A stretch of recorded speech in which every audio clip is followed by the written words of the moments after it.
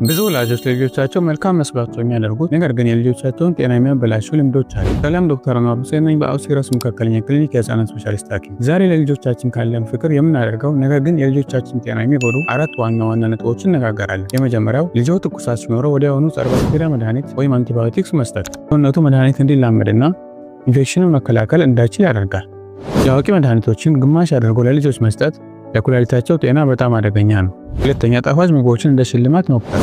ልጆች ለምግብ ያላቸውን አመለካከት የሚያበላሽ ሲሆን እንዲሁም ለውፍረትና ለስኳር በሽታ ያጋልጣል። ሶስተኛ ህፃናትን ለስላሳ ትራስ ላይ ማስተኛት፣ በሚያለቅሱበት ጊዜ በኃይል መወዝወዝ። እነዚህ ድርጊቶች ለድንገተኛ ሞት ወይም በአንጎል ውስጥ ደም መፍሰስ ምክንያት ሊሆኑ ይችላሉ።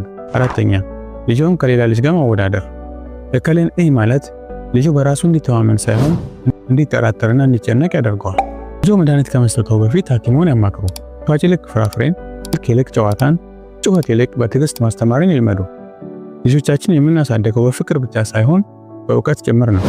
ይህ መልእክት ለሌሎች ወላጆች እንዲዳረስ ሼር አድርጉ። እንዲሁም ተጨማሪ መረጃ እንዲደርሰው የፕላስ ምልክቱን ይጫኑ።